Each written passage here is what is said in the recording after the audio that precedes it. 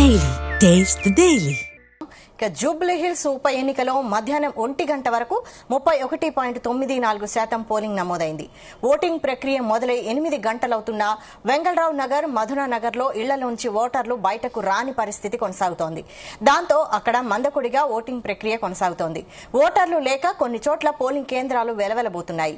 ఇప్పటి వరకు రిటర్నింగ్ అధికారికి బీఆర్ఎస్ నేతలు 60 ఫిర్యాదులు చేశారు. కాంగ్రెస్ నేతలు ఓటర్లకు డబ్బులు పంచుతున్నారని ఫిర్యాదులు చేశారు.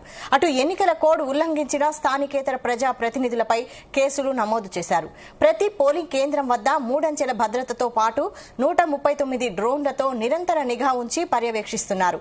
కొన్ని చోట్ల స్వల్ప ఉద్రిక్తతలు తలెత్తాయి.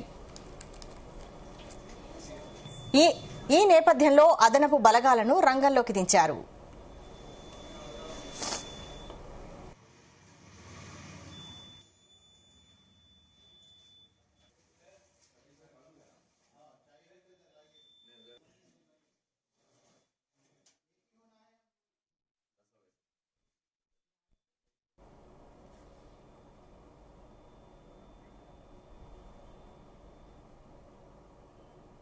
దీపక్ రెడ్డి మనతో ఉన్నారు, బీజేపీ అభ్యర్థి. ఎట్లా తిరుగుతున్నా? అన్ని డివిజన్లో తిరిగి వస్తున్నారు? చాలా డివిజన్స్ తిరిగి వచ్చాను. రేమత్ నగర్లో అయితే గుండారాజ్యం నడుస్తుంది. అక్కడ షేక్పేటలో మాత్రం నా ముందరనే పైకి వస్తున్నారు వాళ్ళు. మీరు ఇక్కడ టేబుల్ వేసుకోవద్దు మాది ఇది అని చెప్పి. వాళ్ళ దాత జాగిరా ఇక్కడ ఏమన్నా అంటే మేము రాబోతున్నాము, మేము ఏమైనా చేస్తాం. రాత్రిపూట వచ్చేసి మా యొక్క యువమోర్చా అధ్యక్షుడిని కొట్టిర్రు. అక్కడ ఆయన హాస్పిటలైజ్ అయ్యిండు. వాడు లడ్డు అట రౌడీ షీటర్ అంటాడు షేక్పేటలో. ఎంతవరకు కరెక్ట్? ఇప్పుడే ఈ టైప్ లో ఉంటే మీ ఫ్యూచర్ లో మన ప్రోగ్రామ్ మనది మనం ఆలోచించుకోవాలి. ప్రజలారా ఇప్పటికన్నా తెలివి ఇచ్చి మీరు బయటకు వచ్చి ఓట్లేస్తానికి బయటికి రమ్మని వీళ్ళని ఎట్లా అంటున్నారు. కాబట్టి ఇప్పటి వరకు దాదాపు 20-22% కూడా కాలేదని అంటున్నారు. మధ్యాహ్నం వరకు కూడా ఈ గతంలో ఇదే టైంలో దాదాపు 30% అయిందనేటువంటి లెక్కలు చెప్తున్నారు. ఎందుకోసం ఇలాంటి పరిస్థితి ఓటర్లో చైతన్యం లేకపోవడం కారణం ఏంటి? ప్రజలు ఏం చేస్తున్నారంటే ఈ ఎన్నడూ లేని విధంగా పైసల విద్యార్థులుగా చూపిస్తున్నారు. వాళ్ళకి ఏం చెప్పారంటే సగం మంది నాకు తెలుస్తున్న మా వాళ్ళు తెలుసుకున్నది వాళ్ళకి ఇంత ఇచ్చిన పైసలు మీరు రేపు ఓటు వేస్తానికి వచ్చినప్పుడు కూడా ఇస్తాము అంటే వాళ్ళు వెయిట్ చేస్తున్నారు. వీళ్ళు పిలిచి ఓటు ఇచ్చి పైసలు ఇచ్చి తీసుకొస్తారేమో అని కొందరు వెయిట్ చేస్తున్నారంట. చాలా వరకు ప్రజలు వాళ్ళు ఆలోచించుకోవాలి. మన పిల్లల భవిష్యత్తు గురించి ఆలోచించాలి.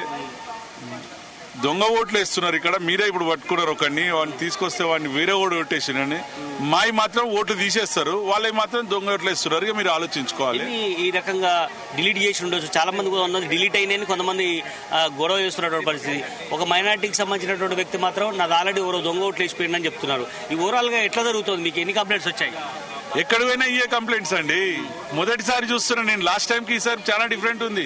ఆ కనిపించేటోళ్ళు మాత్రం మేమైతే మీకే ఇట్లా ట్రంపింగ్ సింబల్ అట్లా ఇట్లా చూపించుకుంటూ పోతున్నారు. That's okay, but it's not this thing. Voting percentage చాలా తక్కువైంది. ప్రజలను మళ్ళీ చెప్తున్నా, ఓటర్లారా బయటకు వచ్చి ఓటేయండి అని నేను కోరుకుంటున్నాను. ఇది నా ఆవేదన ఏంటంటే మీ భవిష్యత్తు గురించి ఆ 2-3 వేల గురించి పైసలు రూపాయల గురించి చూసుకుంటే మీ భవిష్యత్తు, మీ పిల్లల భవిష్యత్తు మీరు నాశనం చేసుకున్న వాళ్ళు అవుతారు. బయటకు వచ్చి ఓటేయండి అని చెప్పుకుంటారు. ఎగ్జాక్ట్లీ మీరు అదే చెప్పారు ఒక అభ్యర్థిగా. చాలా చోట్ల కూడా నాలాలు పొంగిపోతున్నాయి, డ్రైనేజీ బాగలేదని, చాలా మా గల్లీకి ఏ లీడర్ రాలేదని పదే మీడియా ముందు కావచ్చు బయట ఆర్గ్యుమెంట్ చేస్తున్నటువంటి పరిస్థితి ఉన్నది. కానీ ఇలాంటి టైంలో ఓటు వేయకుండా ప్రశ్నించడం ఎంతవరకు కరెక్ట్ అంటారు? అదే నేను చెప్పేది. నువ్వు ఏ గల్లీకి పోయినా కానీ ఇక్కడ నాలాలు పొంగిపోతూనే ఉంటాయి. డ్రైనేజ్ వాటర్ తోని కరెంటు వైర్ల అడ్డగిద్దలు ఉంటాయి. రెగ్యులరైజేషన్ కాలేదు. ఏది కూడా చేయలేదు గవర్నమెంట్. ఎమ్మెల్యేలు పాత ఎమ్మెల్యేలు ఓటు వేయించుకున్న తర్వాత ఇప్పటికి కూడా ఆలోచిస్తలేరు. ఇప్పుడు కొత్తగా వచ్చేసి ఓటుకింత అనగానే మీరు వేస్తా అంటే ఎంతవరకు కరెక్ట్? మీరు అందుకే నేను చెప్పేది ఏంటంటే ఫస్ట్ నుంచి సంజయ్ గారు కూడా చెప్పేది ఓటేస్తే వాళ్ళు పైసలు ఇచ్చేది తీసుకోండి, కానీ దేశం కోసం ధర్మం కోసం పనిచేసే వాళ్ళకి ఓటేయమని చెప్తున్నాను. Thank you. మొత్తానికి ఎవరికైనా మీరు ఓటేయండి, కానీ ఖచ్చితంగా ఇంట్లో నుంచి బయటకు వచ్చి పోలింగ్ బూత్ దాకా వచ్చి ఓటు వేయాల్సిన అవసరం ఉంది. అది మీ కనీస బాధ్యత అని కూడా అభ్యర్థి చెప్తున్నటువంటి పరిస్థితి ఉంది. అదే సమయంలో చాలా చోట్ల కూడా దొంగ ఓట్లు ఉన్నాయి. వాటిని కూడా ఇమీడియట్లీ గతంలో కూడా కంప్లైంట్ ఇచ్చాము తీసేయమని. ఇంకా తీసేయకపోవడం వల్ల చాలా మంది అసలైనటువంటి వ్యక్తి ఓటు వేయడానికి వస్తే వేరే వాళ్ళు వేసిపోయారని కూడా కొంతమంది మన ముందు కూడా చెప్తున్నటువంటి పరిస్థితి. అదే సమయంలో కొంతమంది కూడా గంపెడాచితో చాలా దూరం నుంచి ఇక్కడ దాకా రావడం జరిగింది. తీరా చూస్తే అక్కడ డిలీట్ అయినటువంటి పరిస్థితి కూడా ఉంది. ఇట్లాంటి కంప్లైంట్స్ కూడా ఇచ్చిన నేపథ్యంలో ఖచ్చితంగా ఇకనైనా జాగ్రత్తగా ఉండాల్సిన అవసరం ఉందని కూడా లీడర్లే కాదు చాలా ఓటర్లు కూడా విన్నవించుకుంటున్నటువంటి పరిస్థితి కనిపిస్తోంది. Camera person